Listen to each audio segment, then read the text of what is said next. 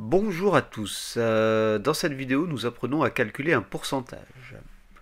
Alors, calculer un pourcentage ou déterminer un pourcentage, c'est déterminer une proportion dont le dénominateur sera 100. Alors, un exemple, à la rentrée 2015, il y avait 119 élèves en quatrième dans un collège, sachant que 22 élèves ont choisi la LV2 allemand. Calculer le pourcentage d'élèves qui ont choisi la LV2 allemand. Il y a quelques années, avant une réforme, on choisissait la deuxième langue à partir de la quatrième et non pas la cinquième comme maintenant. Alors, bonne ou mauvaise réforme, ce n'est pas le sujet de cette vidéo. Alors, on complète un tableau, c'est toujours la méthode la plus simple pour débuter.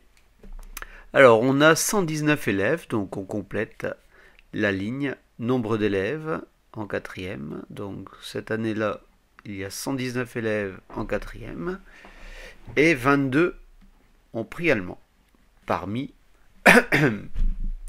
ces 119 élèves. Alors, sans parler de pourcentage, on remarque tout de suite que le coefficient de proportionnalité serait 22 sur 119. Et donc ce 22 sur 119, c'est la proportion d'élèves ayant choisi allemand parmi les 119 élèves. Maintenant, on vous demande un pourcentage. Alors, on va s'aider du tableau de proportionnalité. Alors, on fait comme s'il y avait 100 élèves dans ce collège, en quatrième, bien sûr. Donc, je mets 100 dans la ligne nombre d'élèves.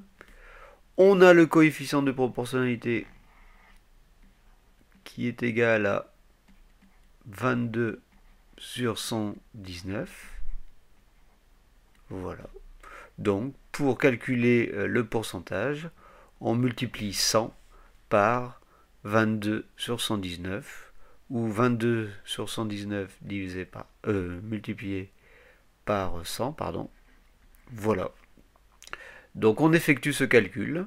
Alors le plus simple, c'est de faire 22 fois 100 divisé par 119.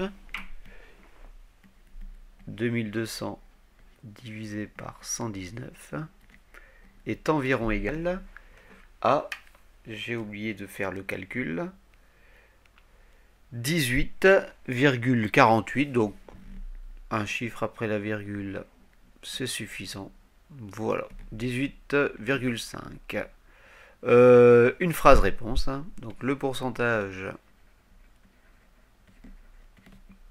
d'élèves ayant choisi